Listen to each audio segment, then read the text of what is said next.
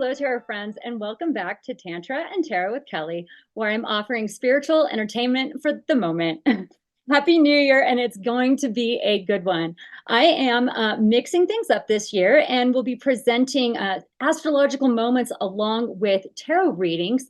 So, just want to make some different videos this year and hope to keep you learning about astrology and interested in tarot along with me. Please go ahead and subscribe if you haven't already, to be a part of my growing community.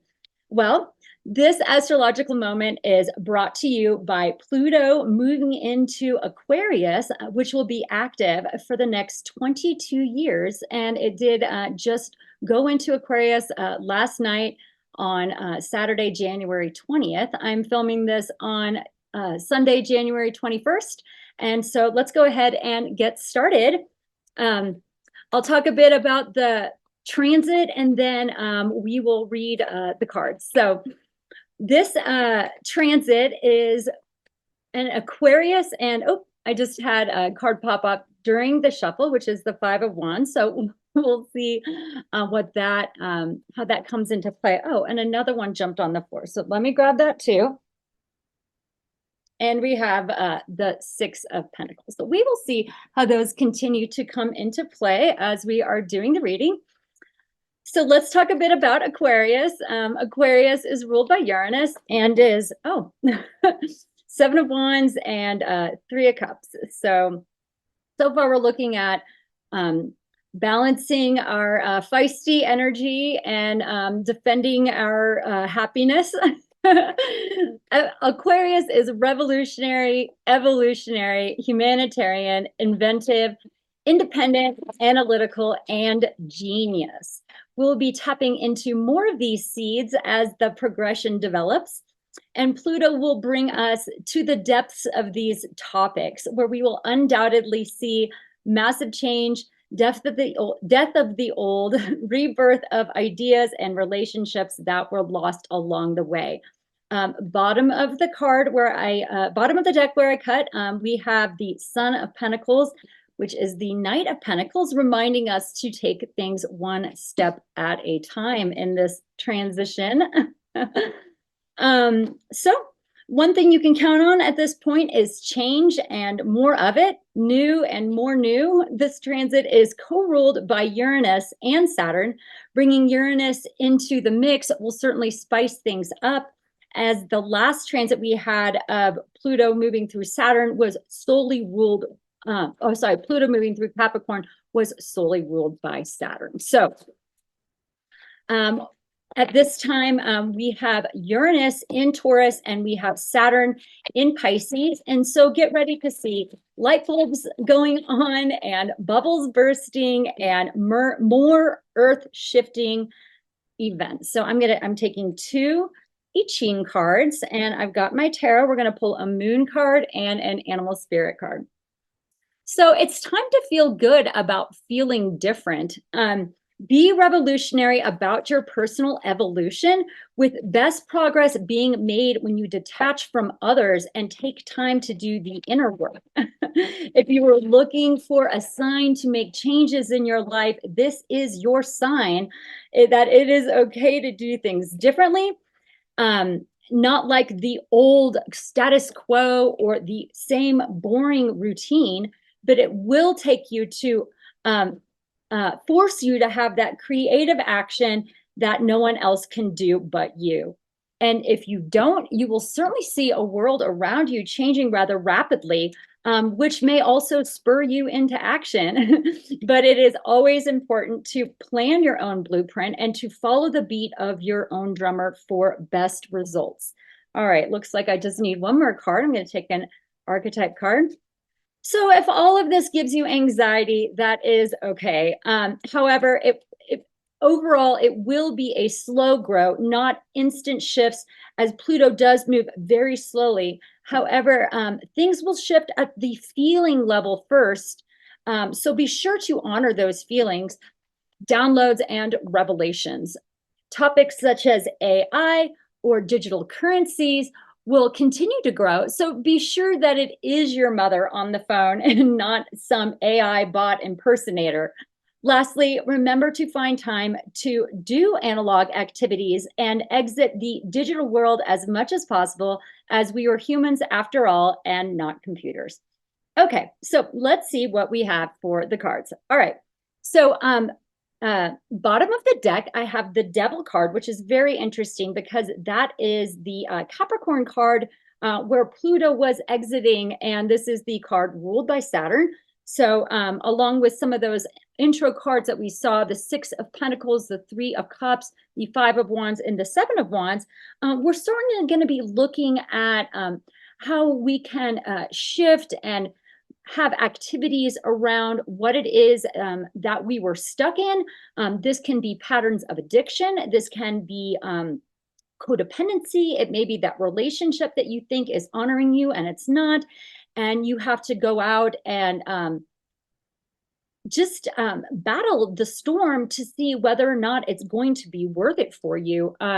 Likely, if you are not feeling good about it, that is your intuition telling you that it is time for a shift. So honor that and just maybe see how you can creatively shift things, especially if you're in a codependent or addiction-based scenario.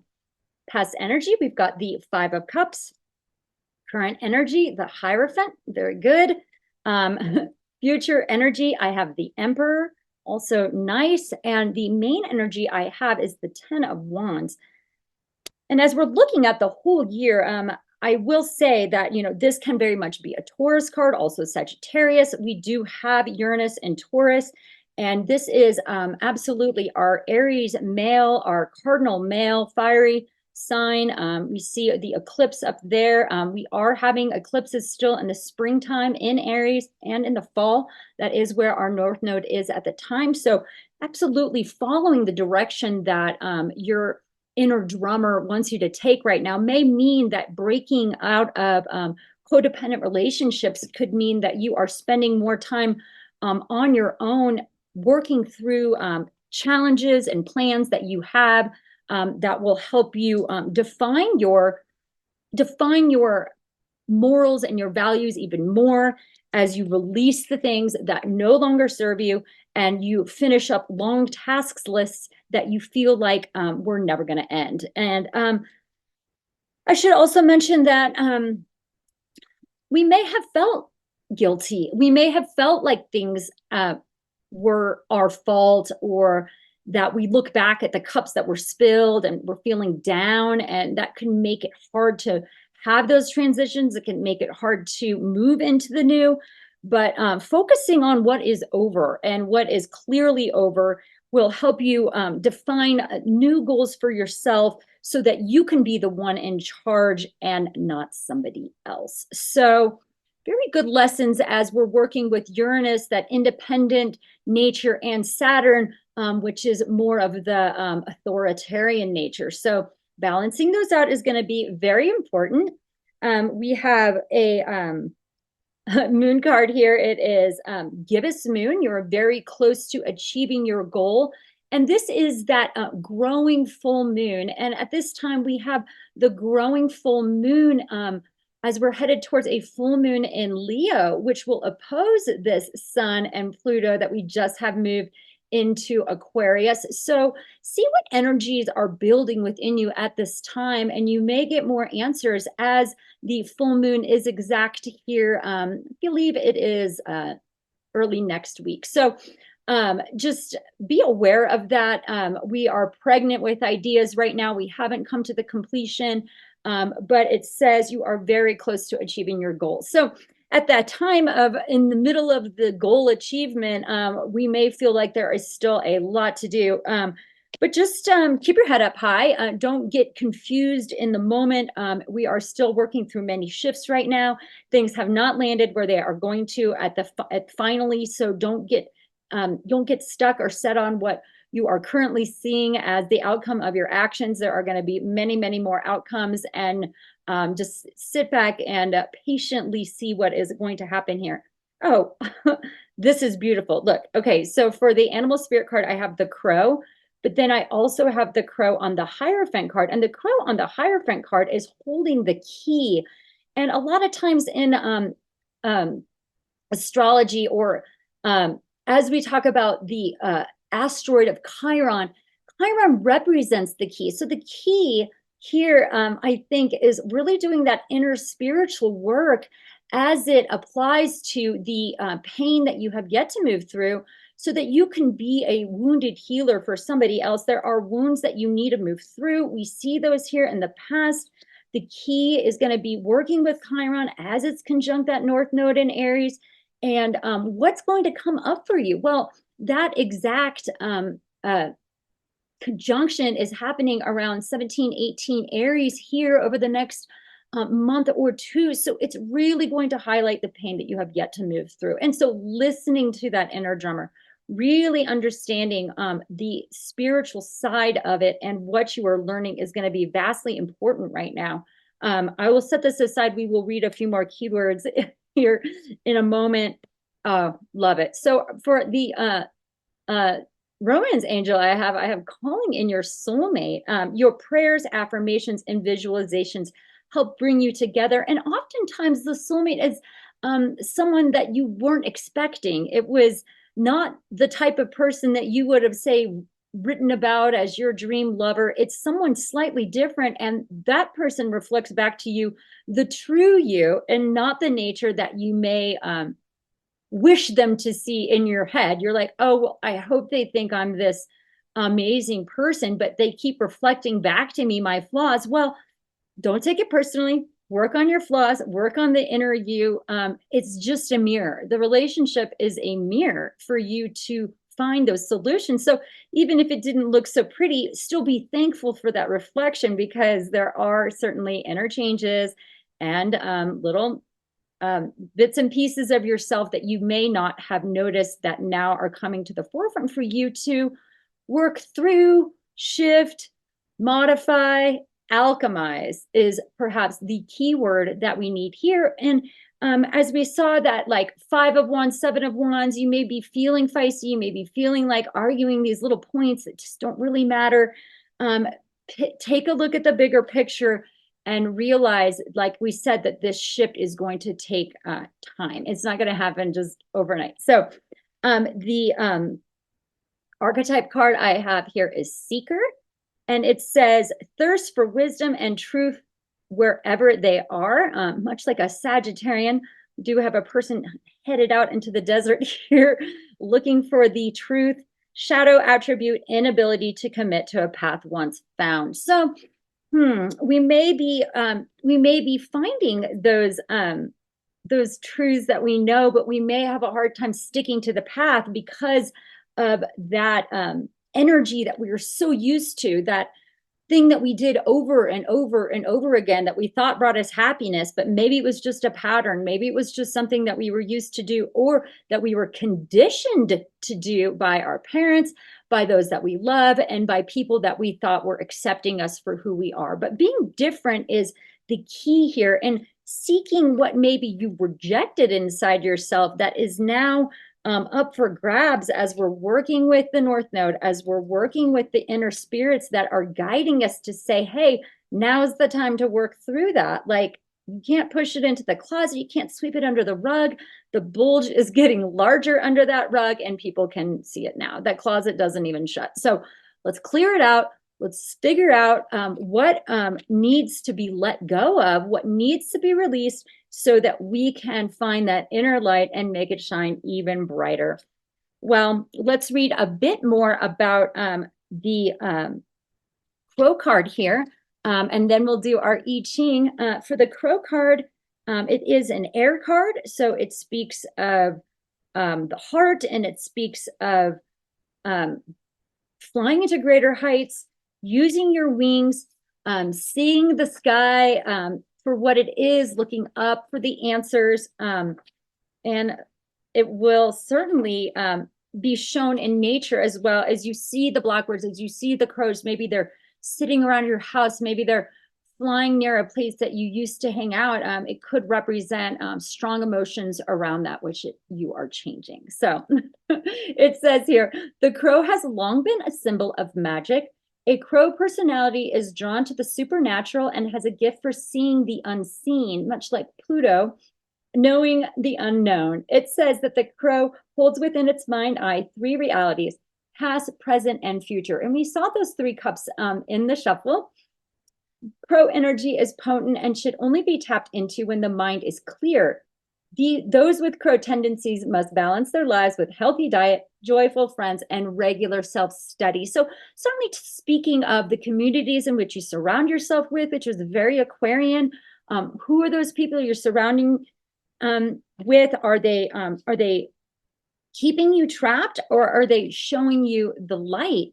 It says here, and we've got that lightning bolt there. I just noticed it. And that is very much that Aquarian energy. And it may feel like a strike of lightning when you get that instant download and you're like, that's what it was about. That's what she was talking about. That's what I had to learn to move through, and then release the pattern, release the self-judgment, release. So it says here, when in balance, psychic, strong, clear. When out of balance, ungrounded, hypersensitive. Bring into balance daily meditation practice. And if you need some daily meditations, I have some on my site. There's 12 different ones there. You can sort through, try them out, or also the yoga classes. All of those are very helpful for making that change occur. Okay, so let's take a look at the I Ching. Oh, I love it. The first card I have is number 46, Ascension. Yay, and that is what we are doing. We are feeling illuminated. When we have Pluto conjunct the sun, it is illuminating the darkness. It's bringing those things to light so that we can ascend. And then we have 60 limitations, which I feel like is certainly kind of our Uranus Saturn opposition that we are seeing, how we're bringing them together to harmonize. So let's see what it all says. All right, so Ascension is number 46. So perhaps that number is special to you in some way. That is my age this year, so it is special to me. For those of you who are in my same wheelhouse, I'm sure you understand the shift after going through your midlife crisis. So it says here, pushing upward. Natural advancement is represented by growth in springtime, when a new plant pushes upward through the earth. The emphasis is on the upward motion, a movement from obscurity to influence, with growth that is supported by adaptability and an absence of obstacles. Constant, flexible growth is the key attribute of plant pushing upward. This reading suggests a period of promotion and prosperity for you. A wise person in harmony with fate is sensitive but determined, much like our crow. Make a sincere effort to apply a determined effort against forces of inertia by bending around obstacles that arise, and good fortune will follow. By remaining tolerant and flexible, you will retain the conscious innocence that best fuels growth and advancement. Willpower and self-control are necessary to manage growth properly, but an inner enthusiasm for life is what drives it. So certainly keeping your fire aflame, knowing how to keep that torch lit for yourself. And if you're feeling down, if you're feeling pulled down, do the inner work, find some meditation time, and that should help rejuvenate. And then we have number 60, limits and connections. Limits are necessary to channel energy, guide purpose, and lend direction in life. Constantly swimming in a sea of boundless opportunity leads to exhaustion. Winging it alone, wild and free, in a sky of illuminated directions and opportunities only leads us to becoming lost. In human affairs, making of decisions and alliances necessarily implies limitation, for in choosing one path, another must be left behind. And interestingly enough, I just got the chills. We have, inability to commit to a path what's found. So, finding the limitations that are going to be necessary so that you can make growth by putting boundaries around the things that are important to you. A key to a successful life is to select your limits consciously and carefully, to be discriminating in the setting of personal boundaries, but also knowing when to fly in formation. Just as a thrift often precedes prosperity, letting go of selfish interests leads to greater personal reward. So it goes on, and there's quite a bit here, but it says aim for the middle way between discipline and freedom of spirit, which I think is a great way to balance the Uranus Saturn energy. And it says here it's important knowing how to fly. So don't go overboard on discipline. We need limitations for some things, but we don't always need them for everything, especially if you already learned how to fly. It's time to remove the safety net and trust yourself, to trust your inner process. And then it says if guidelines are too difficult and you become frustrated, then that may become destructive. So allowing for individual ideas to unfold, allowing others to have their freedom will be very helpful. So let's see what the changing line is between these things, because certainly we all want to have personal freedom, but that means letting go of others so that they can also have their personal freedom, so that isn't just all about you, that we have to make it about the community. And that is a big lesson that we're going to be learning here as Pluto is in Aquarius. So we have changing lines number 1, number 3, number 5. So let's read changing line number 3 on card 46. So 46, line 3. It says here, obstructions that blocked your path may be falling away. Either an easier way is opening up to you, or you will have succeeded in finding the fine line of least resistance. You will likely achieve your immediate goals, but there is no promise of continued good fortune beyond immediate success. But that too is okay. Too much assurance can sap you of energy. Be happy with your present success and continue to push ahead in a positive and upward direction. So if you feel stuck, just know that perhaps you have plateaued, and then there will be another shift in which you can ascend, plateau, so that you really learn the lesson that you're on at the time and get plenty of time to practice this before a new one comes around the corner. So regardless, I wish everybody a very joyful time and a very innovative and creative time as we're working with Pluto in Aquarius. It's just the beginning, so get ready for a very interesting and exciting ride. Thanks so much for joining me on this new segment that I'm going to be doing. I'm excited for what's to come, and I'm going to be continuing to offer creative and fun readings. So please join my community if you haven't. Thanks so much for the subscriptions, and I will see you very soon.